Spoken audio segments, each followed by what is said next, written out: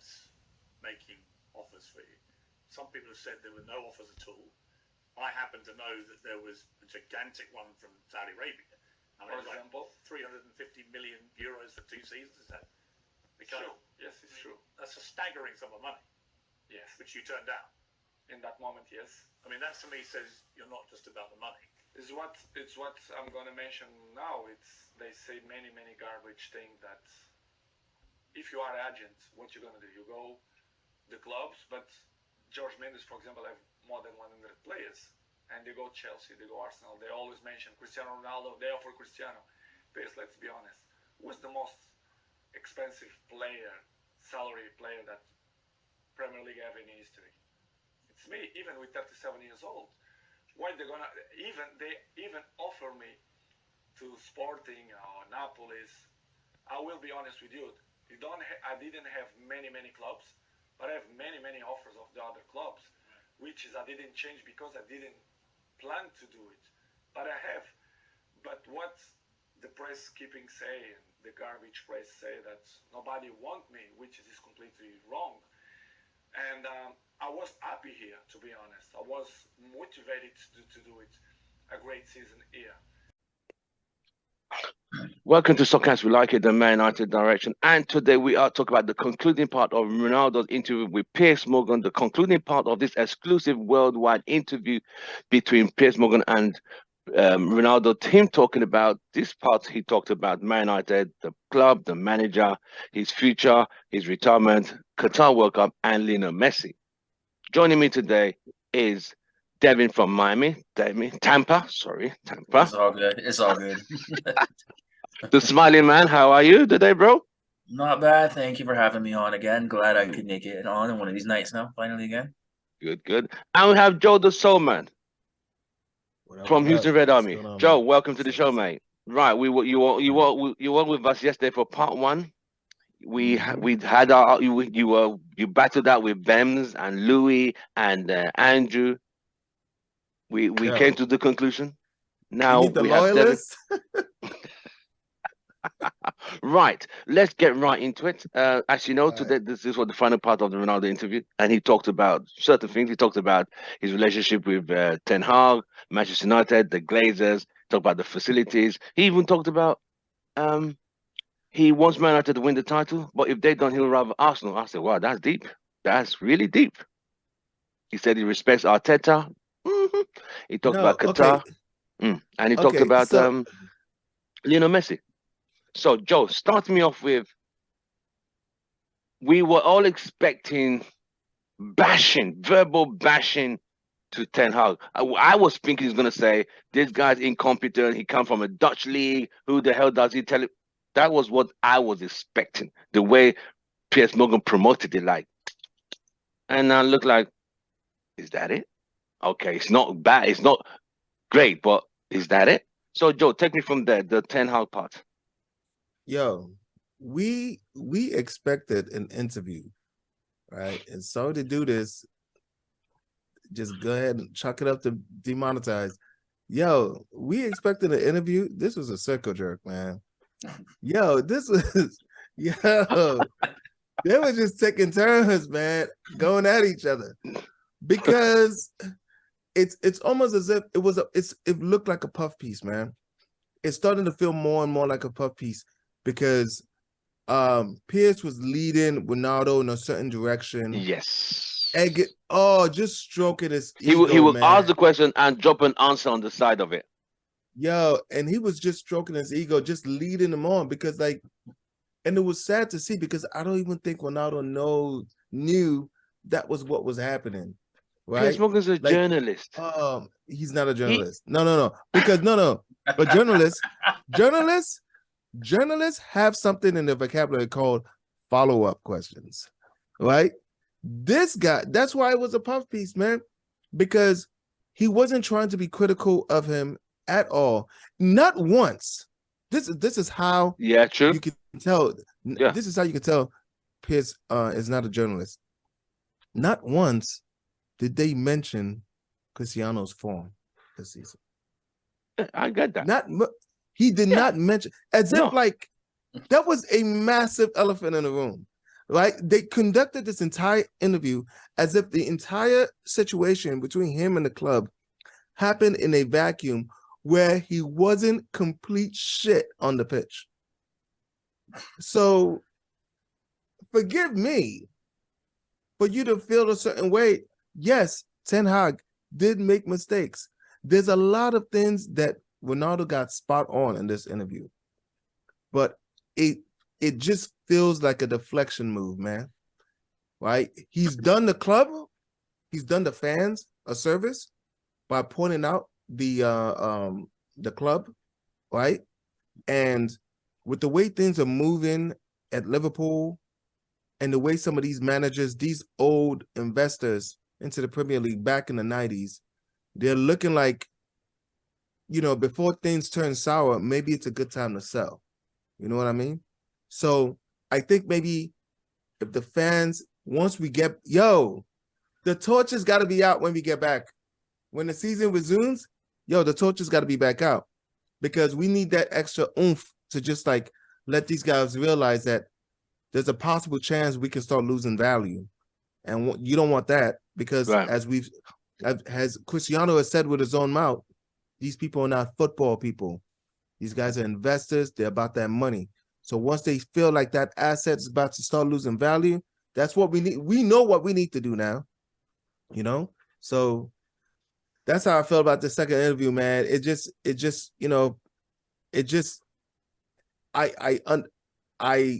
I appreciate what it's going to do as far as like the fans and the Glazers, where that route's going to go, right?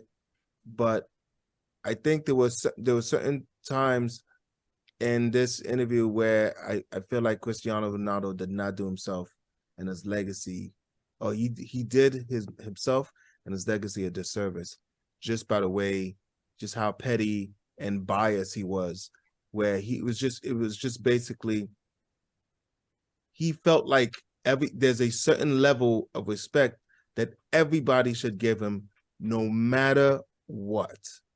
And this is beyond, I'm not talking about when his child was sick and he lost the child. If the club was moving crazy, that's another reason. Glazers out, let's go. You know? But and if it was Richard Arnold or Ten Hag, if any one of them were involved in not letting Ronaldo feel like they were there for him, you know, shame on them. He was going through that. Yeah, that's definitely a shame on them. And as a matter of fact, that would make me that definitely would make me lose a bit of respect for Ten Hag. Surely he's looking at that situation. I would hope he has the discernment and he has the wisdom to at least recognize that maybe he should have approached that a bit differently. Right. Devin, step into there in reference to what you thought. He, like he said, Ten Hag, he said, I'm not criticizing Ten Hag, but I just feel, so Piers Morgan threw the question like, he didn't bring you on against City because he didn't want to tarnish your legacy. Then he asked you to come on 2 minutes against Spurs. Then Ronaldo said, I'm not that player to come on for 3 minutes. He made it clear straight. I get it. He then said, Ten Hag on the press always say these things about Ronaldo, but he said it's all excuses. That's not the reason. Talk to me quickly about this. And the way the press, Piers Morgan, we know he's a dickhead, but the way he mentioned it, that there was going to be explosive about criticism, and I thought there was going to be him bashing Erik Ten Hag. I'm kind of like, is that it? Yeah, he handled it. So mean, it was, for as much as they marketed, as much as they hyped it up, I thought there would be so much more in it than what there actually was in it. So I mean, it kind of toned down my rhetoric the way that I feel shortchanged.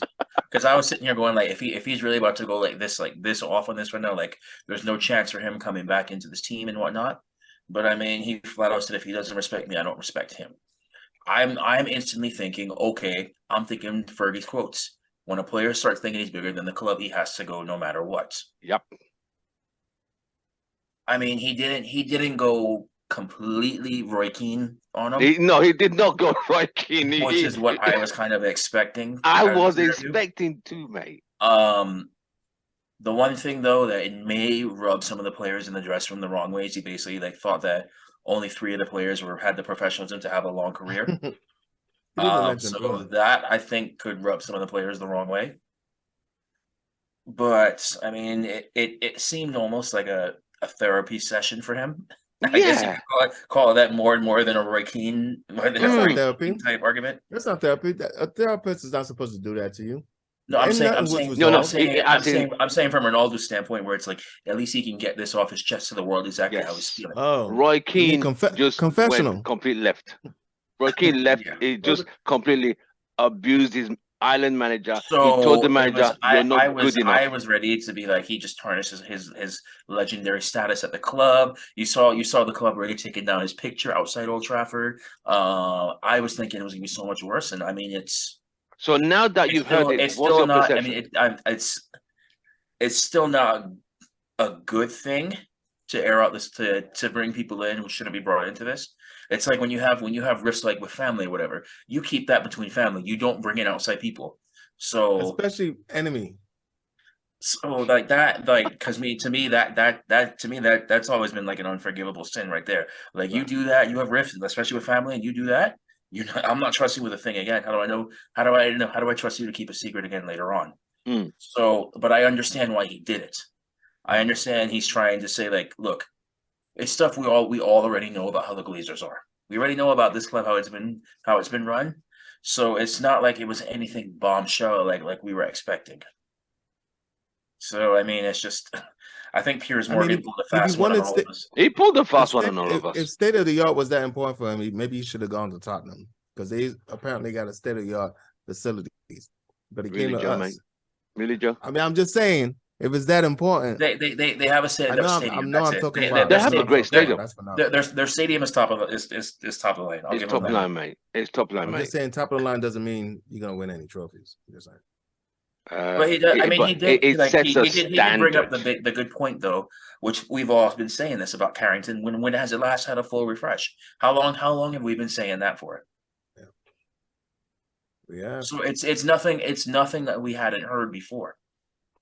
But I guess maybe now that you have a current player talking about it, right? But I can tell you, I'm pretty sure there's gonna be certain groups, 1958. Who are going to take that and be like, see, look, now we're about to lose this player because of this, and they're going to use that for for sure. Which I mean, I don't blame them. I don't blame them because I mean they're very adamant. They want the Glazers out. They want owners who actually care about the club. They are not wrong. I agree with it. How did you feel? Any ammo that they can get to get the Glazers out, they're going to use it. 100%, 100%. What do both of you think? When Piers Morgan, he said he does regret walking out against Spurs because he was provoked. Joe, what was your take on it? He did say he was sorry, apologized to his teammates, he apologized to the club, he gave a statement, but again, he said it again. I regret that move not coming on. He said, but I'm not that player who will come off for 3 minutes. But I apologize for my actions of walking off. What's your take on that part? That point? He said he apologizes for walking off. Right, but he was provoked. He didn't say he apologized for walking off, despite the fact that he was provoked. It's almost as if he's letting people know, yes, I walked off, but I walked off because of this. So, like, as long as this happens, I'm gonna walk off. You know, like it just kind of like just excuses why he walked off. Right. He didn't say, even though I felt provoked, I should have been professional enough to stay on the bench. Right. You know, he just said, "Oh no, I was provoked." You know, so and he kind of does that with all the other guys. You know, anytime he feels personally attacked or criticized in any way, shape, or form, just excommunicado, and that's dangerous. That's really a dangerous mentality. It can be when somebody does that. It can be though. I mean, it could be good. He said he got fined, and he got suspended. He said he's never been suspended. He's never been suspended in all of his career. So it feels like he's going through a stage in his life whereby, like we talked about yesterday, Joe. Yeah, it says something not right with him anymore. Like he said he doesn't have the motivation he had a few months back. So he's not in a happy place where he is currently at Man United. He's not in a happy place. So it's got to do with his mental in reference to, I'm not where I used to be. I don't start games. I'm on the bench. They bring me up for 3 minutes. Who the hell do they think they are? I don't need this shit. Kind of that. That professionalism, we all know of him. He can't be bothered. What do you think, Devin? So I take into consideration, obviously losing a child is a very traumatic experience.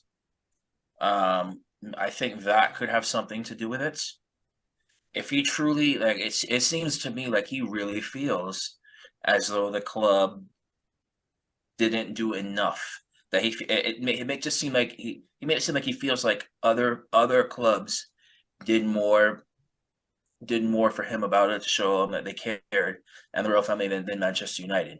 Whether that's true or not, I don't know. I know he was given time off for everything and whatnot, and I guess he's saying, like, the one thing which I did find interesting, I almost kind of believe, is where he's saying that higher ups didn't believe him when he said that his newborn was sick and that they weren't getting all that he needed time to be with them. Obviously, you just lost a child. You're still not gonna be in the right state of mind. The one who did survive, you're gonna want to look after him. Exactly. So, like, if you're thinking that way, that tension's gonna be boiling. Now, on top of that, you have to also realize at a time, you are not going to be able to do the same things you were just doing maybe 4 years ago. So it's, yes, you were at this level for such a long period, unheard of before, highly unlikely to be repeated. But father time catches up to everybody. 100%. He admitted it. We will come to that. He did admit that we get that every day. I mean, you see it a lot, like with athletes sometimes, where, like, you've been at that level for so long, you're not ready to realize it. Some get it, some realize it, others don't. Others struggle with it, and it's just like it seems like that you're seeing the struggle with him. You combine all those things, and you're struggling right there in front of everybody. Right. And so I guess in his way, he's upset, but he also feels embarrassed. Yeah, embarrassed. You're like me. You're not going to play me right now. And it's like, you also have to realize you're not the same player that you were before. That you want to have longevity. You're going to have to do, like, what all these, like Zlatan, Giggs. Who else played into their 40s? Didn't Zanetti make it to his 40s? I think. Yes. So, like, when you think about these players, how they had to change their game. Yeah. He used the word adapt. So, and that's what.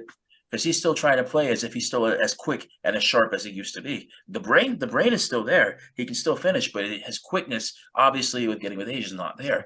He has to realize he needs to adapt this game if he's going to continue to play. And it seems like he was not realizing he was still trying to do all these things. The ball still had to go to him. He's still trying to play as if he's still in his late 20s, early 30s. And it just doesn't work. And so Ten Hag stood up to it and said, "This is for the betterment of the team." And he didn't like it. So I don't feel for him there. I do feel the sympathy for him with the loss of his child, though. Right. He said that preseason part whereby he said, because remember, like I told the guys yesterday, these preseason tours are planned in advance, and they plan to make money from these tours. That was when they released the white shirt, and they had planned him being on that tour. They know how much money they're going to make with him on it and with him off it. So he said, "Listen, my child is sick." And think about it. They're looking at the money side of it.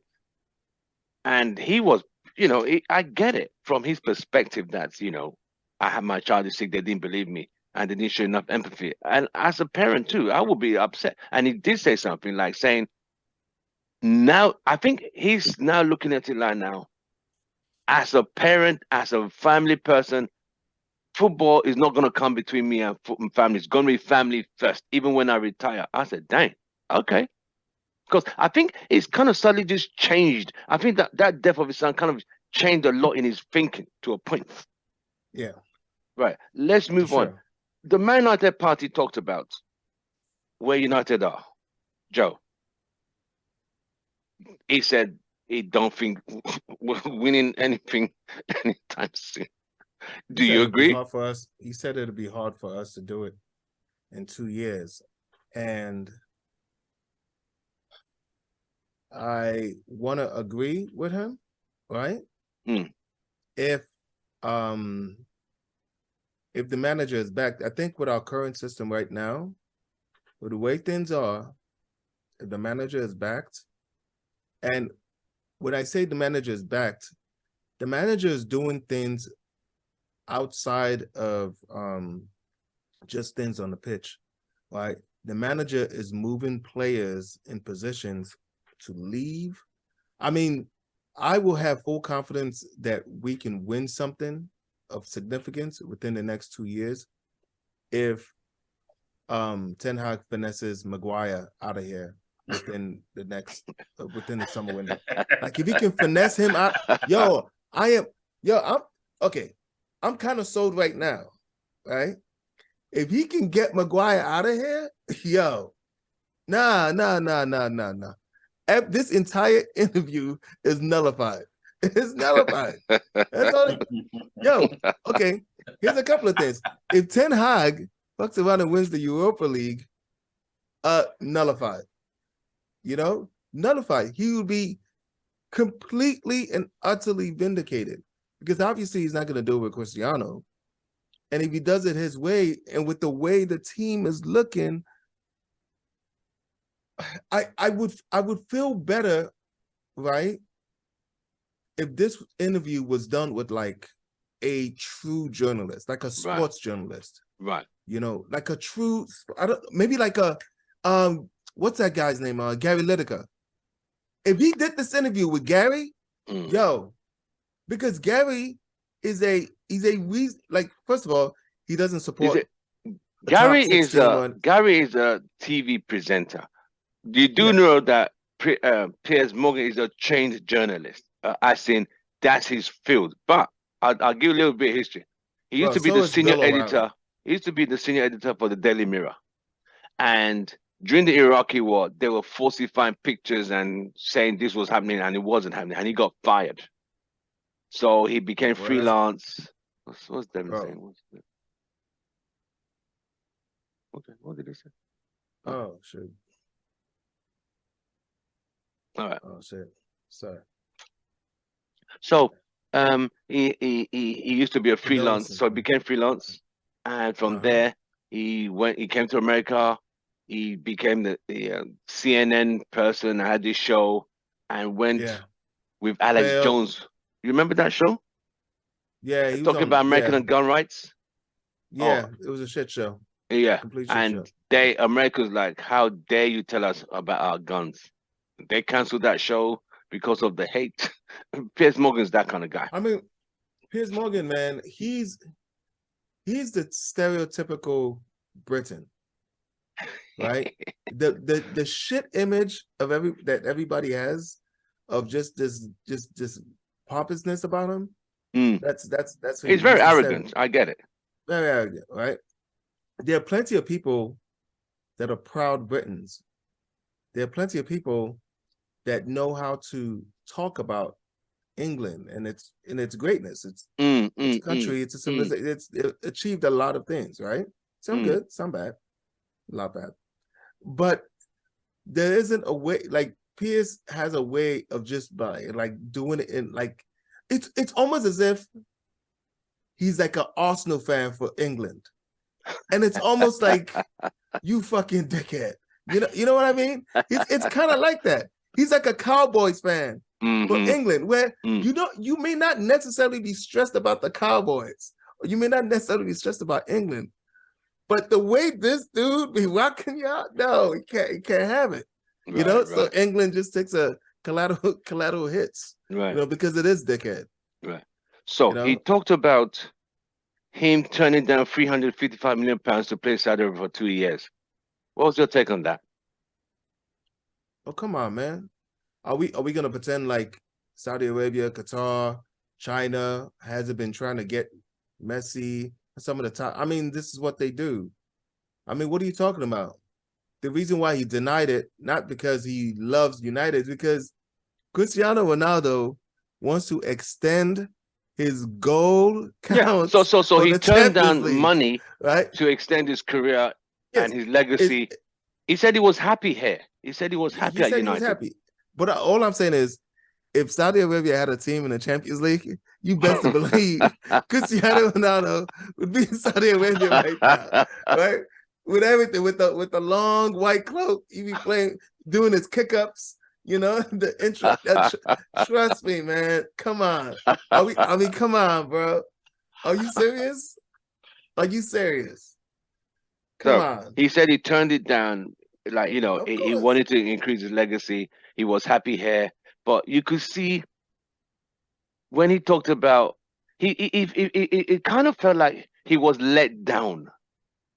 You could see his tone changing when he talk about how his state of mind is currently at United. You could see it's like he expected a bit more, personally and professionally. You see what I mean? Hey, man, he's not the only one.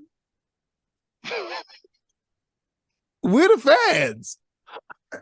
You expected more? Shit, man. You were supposed to be the one. It's like we're over here telling, we're like Obi-Wan Kenobi telling Anakin Skywalker, we trusted you. You know? You were the one. Right. Bring us back to glory and everything. So we talked about the preseason. They're not showing enough empathy for his club, for his family. And I think if that's the case, that was very poor for Man United. I'm sorry. That's just not good enough. Horrendous. But like you said, it's a business now. They are looking at like you know, in their mind, they're probably like, you know what? Your wife is there, you have nannies, you could just come on the tour. No, I'm thinking in that way, they're probably thinking, you got nannies, you got your wife, you can still come on the tour and they keep you posted. If you need to fly back, you could fly back. That's the way they're probably thinking. No. Wait a minute. I mean, okay, I'll say it like this. If you are an athlete and that's how your owners are acting for a preseason game, no, you need to leave that club immediately. For a preseason game, I get it. There's money to see. Or maybe that is the Glazer problem or that mentality, right? They don't look at things in the long run. No. Yeah, you might take a hit in the summer, but so like they didn't even think about what that would do to that player, and in reference to how much money it could cost them in the year. So now, like if they get rid of him halfway, all the money all their reports are done, all their projections done. Their accountants are over there stressing right now because once Ronaldo leaves, they got to redo all of those books, all those balance sheets, everything. They got to be like, they have made deals and arrangements. Oh, yeah. Because they're expected to make a certain amount of money with this guy. Yeah. But because you didn't want to give him the time during preseason, you've now just destroyed everything. You're lucky Ten Hag is a decent manager. Yeah. He could, if Ten Hag was Ragnick, I think it would have sunk him. Oh, if Ten Hag was Ole, it would have sunk him. You know? It just so happened this message came out. If he came out with this message, can you imagine if he came out with this message after the second game? Yo, Ten Hag would have been he would have been, you know what I mean? Things would have been spicy, man. Each game would have been, you know, for him to be this vocal, and we just lost 2 straight games. But the fact that Ten Hag is moving the way the fans want him. Yeah. So like Ronaldo moved the way the fans wanted him to move too. But he kind of, in that Venn diagram, he kind of touched us. He touched a spot that, you know, that unfortunately a lot of the fans have been sold on. Right. Me included. Right. No. Like even the British media are still not convinced that Erik ten Hag, that, you know, he won stuff in the Dutch league. You know, they still don't rate him. They prefer the PSG guy. What's his name? Who ex Tottenham guy. They prefer him to Erik ten Hag. What's his name? Pochettino. They prefer him to Erik ten Hag, and that's the English media. That's the press saying, you know, who's this guy? Okay, he won league titles in it's only what 2 teams up there, Ajax and Feyenoord and PSV. They don't rate it. That's the thing with the British media, man. It's like, you know, there's like British exceptionalism is no different than American exceptionalism. It's no different than most exceptionalism, right? For whatever, right? People find greatness in things that are like them or adjacent to them, right? Pochettino may not be an Englishman, but he is an individual that has been successful relatively in the English game, right? So that right there already gives you like a heads up, right? You know, it would be no different if somebody that came from a player that comes from the NBA or a player that comes from the MLB or a player that comes from the NFL, you know that this is coming from as a football fan of an American football fan, right? If a coach comes from, I know they got some kind of Euro football thing going. If a coach comes from there, I'm not giving this guy any respect, man. And I know, and I understand the same sentiment, you know. Right. But the thing about that is, the greatest player, the great managers, right, are not necessarily coming out of the Premier League. The Premier League just happen to have a batch of good managers right now, right? And the top managers are not even English or come from an English system. So apart from Potter, currently, that's it. But he's not proven that's on shaking ground. That's already on shaking grounds. Exactly. You know, right now, I guess you would say, what's his name from Newcastle? I know the guy. Yeah. I know who you mean. Okay. Yeah. He talked about his mental and motivation that when they started this season, okay, he said Ten Hag told him, you missed preseason. He thinks that was used as an excuse, blah, blah, blah, blah, blah. He said he's not as motivated as he was earlier on. It could be a mental, psychological. And I also think, like you and Devin said, he's coming to the realization. It's like the mind could do it, but the body is not responding as he would want it to. Yeah, we're watching it. We're looking at it. Like we try. Like he's lost a yard in sprint in. We see it happen, and we almost look away. When Cristiano tries to do a volley and completely misses the ball, bro, we're like, oh, wait a minute, that didn't used to happen. Like, what is this? Right? When he gets a pass, right? Not too far, almost perfect. And you have basic, average, mid-table defenders running him down, pushing him off the ball. You know? It's like he can't even hold on to the ball, right, with his back to the goal like Martial. There are just certain things that we need from him, and he's not able to execute it anymore. People that are massive fans, the Ronaldo disciples right now, and I'm putting myself in that same category, right? But I'm the kind that are like, I can completely appreciate what he's done for us, but I cannot deny what is in front of my eyes. Right. And it is what it is, and he needs to reconcile with that, man. He more than anyone, like somebody needs to, and it's unfortunate because he doesn't seem like he has enough people around him to tell him that he'll believe, because he'll banish people like that. I guess maybe Jordan Peterson gotta tell him. It's like, yo, you been kind of trash, but Jordan Peterson ain't gonna tell him that.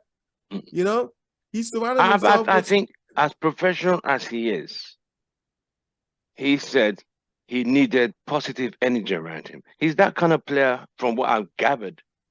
If the energy around him is positive and he's not in a good place, that energy brings spark. But since there was no positive energy around him, according to him, he's already going through enough. He was not motivated. Then he did say one thing. For Portugal, he's ready for the World Cup. He feels, maybe because he's got this off his chest, like you and Devin said, he's got this off his chest. And it was funny. I don't know if you saw that text we sent out. Gary Neville saying, oh, how come the greatest player of all time hasn't sent out something he was going to say? I was saying, be careful what did you see that one? Yeah, I mean, there's that was no what Gary Neville was requesting in September. Okay, but So it's come out now. Gary Neville, when he said that, did not anticipate that Cristiano's game would drop so much that he would have to make a comment about it, even though he didn't make a comment about Ole soon enough. You know, he didn't think he was gonna have to do that. But wait a minute though. Let me ask you about two things, right? Positive energy and black sheep, right? Yeah. First of all, like the way he referred to himself, he's referring to himself as the black sheep. Come on, bro. He says when everything goes wrong, and I do think the media does, you know. Okay. He's already self-admitted that the media is shit. So why does he put so much weight on what the media does? He admitted in the interview they say these things to make money. So why is that a factor? You've been in this game long enough. They've been shitting on you since the 2000s. Like this is it. And he's always had to prove them wrong. But I think he said when they are talking about my family, when they talk about my family, it hurts. Oh, the media hasn't said anything about his family this whole time?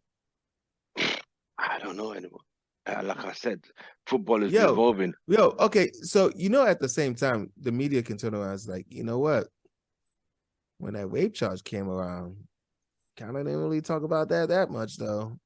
We kept it on the pitch, didn't we there, Cristiano?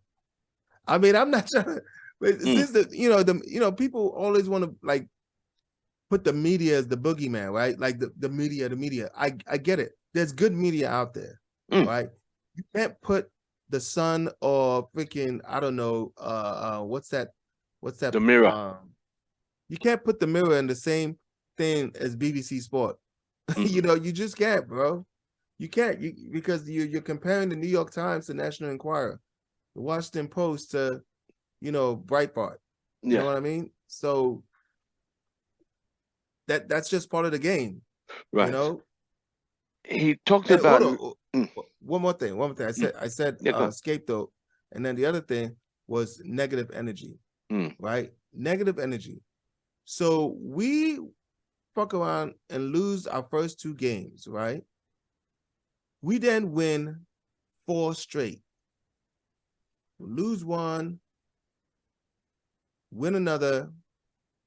We had the debacle with City, of course. We went we've been on a positive run. Like, this is positive. Like, we're looking positive. We have our defense. It's doing good. We got Casemiro. Like, I don't know where he gets this. Like, do you see negativity on the pitch? Like we saw on the pitch, no. Last season? On the pitch, no. No. The only difference is this positivity is coming without Cristiano Ronaldo. This is so that's the realization. The realization. I feel like Cristiano, unfortunately, is one of these kind of people where if he's not involved, he wants, like you said, man. I always want to help the club get to a certain place. But I think, like we said, the mind wants to, but the body can't respond to the mind. But he wants to help the way he wants to help. He has his own ideas of how to help the club. But I'm sorry, Cristiano, the club has hired somebody whose job it is to do that. Yeah, 100%. Unfortunately for you, he's actually doing a decent job. 100%. Better than most in our recent times. Yeah. So it's going to be hard for you to go against something like that. Right. It just is. He talked about Lionel Messi, one of his greatest rivals. What did you think about that? Yo, I thought it was wild. No, seriously. I'm not sure if we'll ever see these kind of people again, man. These motherfuckers are built different. You mean to tell me they've never had dinner? They've never had dinner. How do you go that long in a profession? Like, it's not like they ever, but it's not like they had beef or anything. You mean to tell me they never, They never like considered, hey, maybe I should. Yo, I mean, the level of competitiveness, if that's what it is, you know, it's kind of like Shen letting you into my secrets. Having dinner, they probably won't even like the same shit. You know, they probably have like, nobody's gonna want to eat Cristiano's dry ass chicken. You know, I don't know what Messi eats. He looks like he probably eats. I doubt he's eating empanadas. He paid him a lot of respect. He said, he did. He said his girlfriend is Argentina. I didn't know. I thought she was Spanish. She said she's no, she's Argentinian. Yeah, I didn't know that. So she's actually friends with but it's the girlfriend and Messi's wife. There's no way.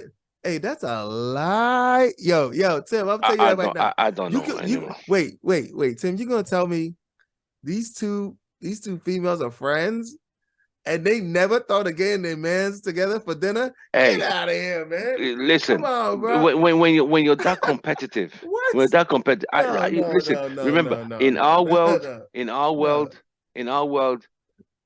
it looks like, but in their world, Adidas, Nike, Barcelona, Real Madrid, it's Argentina, Portugal. So everything like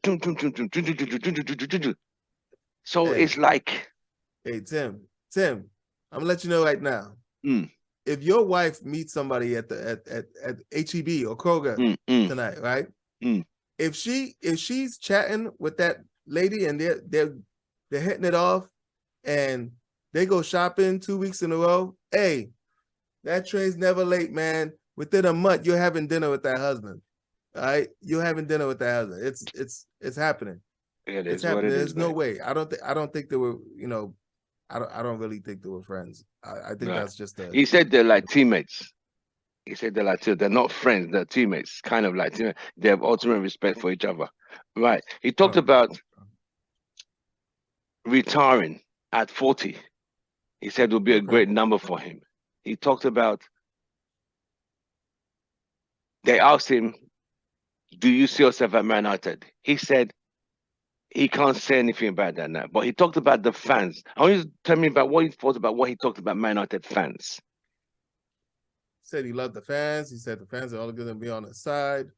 Of course he's going to say that. Why would, I mean, I'm sure he does. I'm sure Cristiano loves the fans because you know what? I think the thing that wakes him up every day is that raw, man. He wakes up and he's just thinking, how can I get back to that raw? It's almost as if like he chases that raw the way comedians chase the laugh.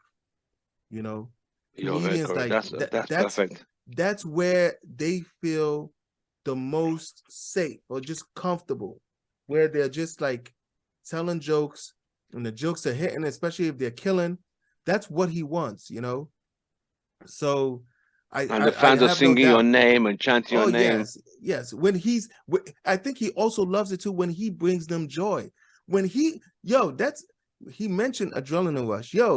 When you can make 60, 70,000 people go fucking berserk because of something that you did, some kind of heroic, a pass, a shot, you can't tell me that's not addictive, man. And to certain individuals, right, that addiction never gets like to a point where they can't handle it. Some people, you know, it's almost as if it's kind of like George Burns that smoked cigarettes till he was 99. You know, some people they just have the mentality that their body could just handle it. You know, and he's one of these kind of unique individuals, man. And he feels like, of course, he needs to be at a certain level. He needs people around him to be at a certain level.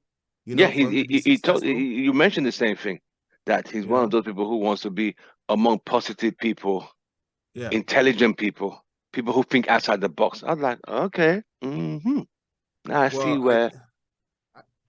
I think that's a little bit of ego too, though, because it's like, I'm not gonna lie, there's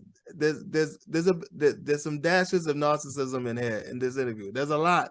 There's not a lot, but there's a bit, because if you say you only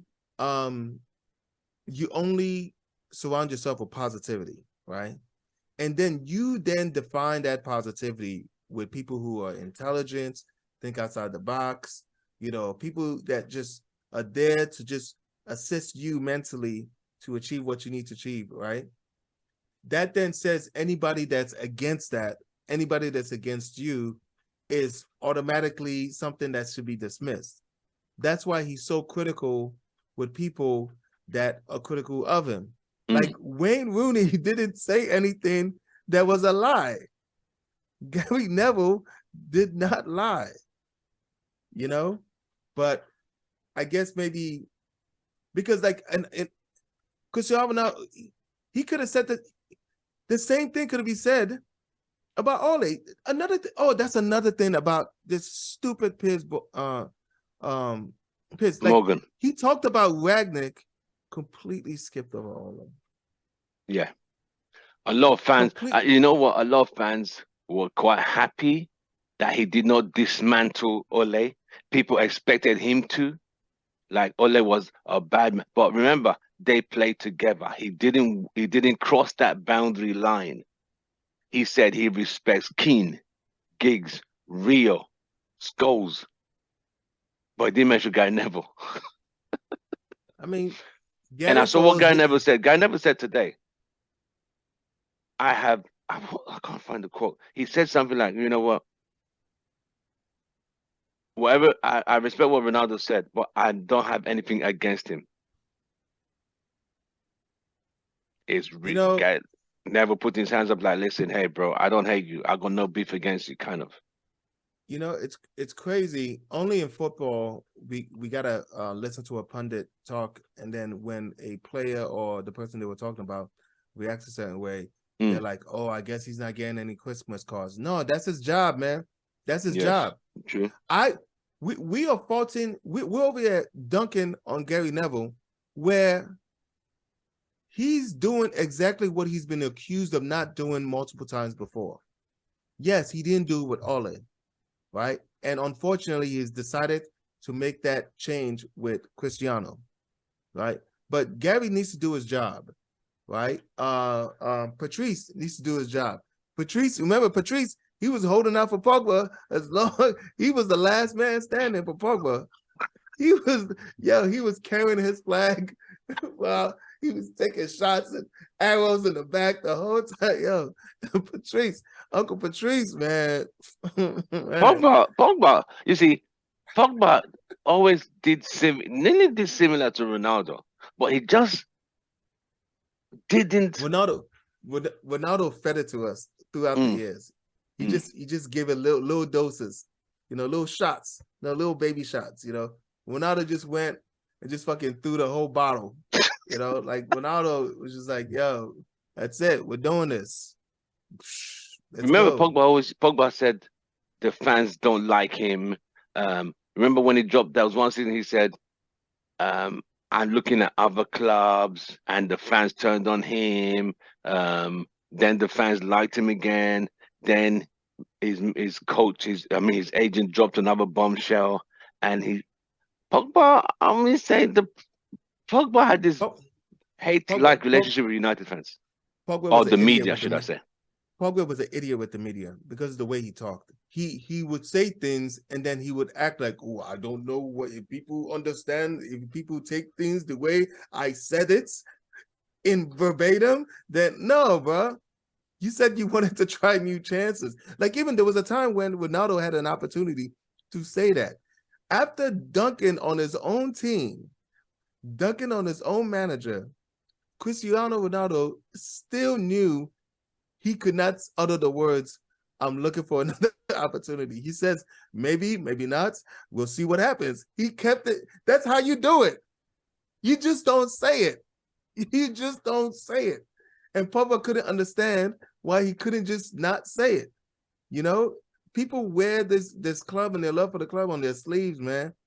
And people, through no fault of his own, like, obviously, we take it way more seriously than they do. Right?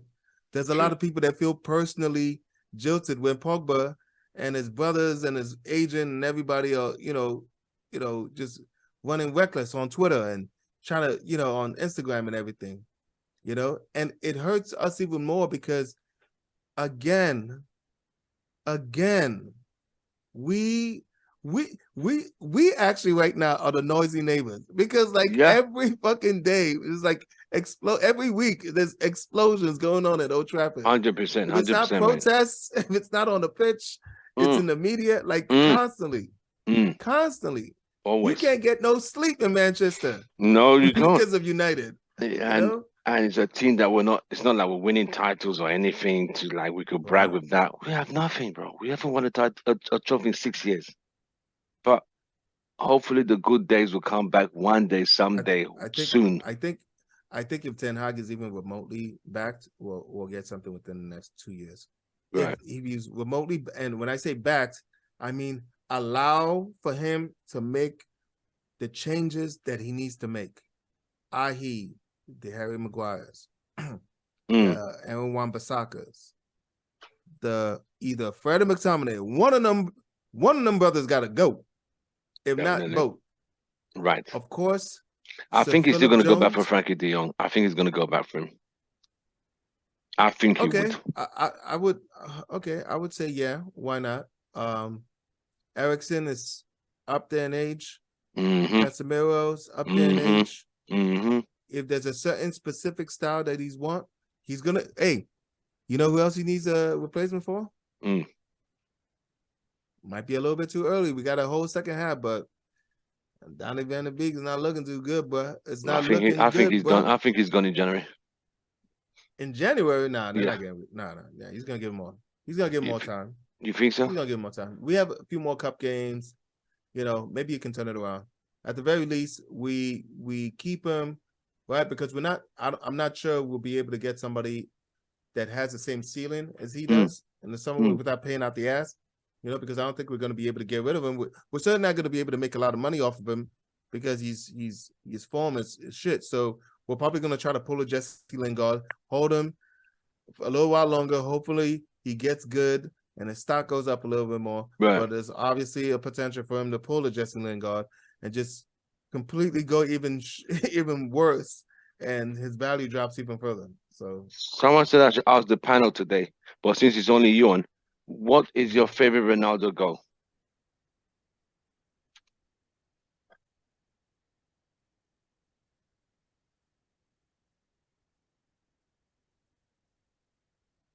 I have to say maybe. I mean, I might. Oh man, I wish I could say, because normally I would answer that question with his next one. You know, but because he's gone now, obviously. I mean, free kick from out the box. Spain last minute World Cup. That last minute we won. Yeah, I mean, I'm gonna have to actually look back because he's made so many. I can't even. You say just Ronaldo United goal or just any Ronaldo goal you've seen that is the one that I'm gonna need to go back on that one. My favorite one is that scissors kick against Juventus with Madrid, that bicycle kick. Oh my God! What about that header where he was like straight up, like 12 feet in the air? Yo. Oh my God. There was a slow-mo version of that? Yeah. The way he hung. Yo, if you've ever there was a slow-mo version of it, and they did it like in a vertical form, like in a phone, like a phone, right? And I put it on my monitor that's like set up vertically. It looks it's in 4K. It is a work of art. It's a work of art, man. And he's given us so many, and nobody discounts that, man, at all. At all. Is there way back? Is he finished from United? Yes or no? He's finished for me. He said he wouldn't mind. I'm just pushing an agenda here. I'm fine with him. If he decides to come back, I'm fine. But it's what he said afterwards. He said, if I have a way of coming back, I'll come back, but I'll still be Cristiano Ronaldo. Nah. Which is that's how we got here. That's how we got here, Cristiano. You're being Cristiano. We don't need So you to how should he be? Cristiano. How should he be? There's only one. It can only be Cristiano. He's gotta go. He's gotta go. Right. Okay. Yeah. Legendary status tarnished or still intact? No, it's gonna still be intact, man. Because it's gonna still be intact because it's not 100% his fault while this is happening. I would understand if he was being greedy or, this is I'm not blaming Cristiano Ronaldo 100% for what happened, right? The majority of the blame to what happened is the owners, the Glazers. He said he's never met them. I find that strange. Yo, can you imagine if somebody's making this much money for you at your company you own? This guy is like, yo, he's paying your next boat. And you never speak to this guy? Man. That's cold, man. Wait a minute. That's wild because they were there when Tom Brady was there. And they didn't even see the guy. Hey, are you sure they were there? Yeah. Because Tom Brady plays for them. Yeah. But remember, when Tampa Bay won the Super Bowl, they received the trophy. Yeah. They've never won a trophy with Ronaldo. I mean, I didn't see them. They haven't. I mean, when United won Champions League in 2008, when we beat Chelsea on penalties, I didn't see them on the field. I can't remember seeing any of them. I don't see my God. Right. So, I mean, this is. I mean, American football, they are more connected to that, I suppose, because they were on the field last season with the Super Bowl with Tom Brady and all that stuff. I think the American owners put more value in American football. Yeah, and that's just it. That's how they were raised. Yeah, I was raised in. It's just a business venture, like you said. It's a business venture to them. Business venture. It's a business venture to them.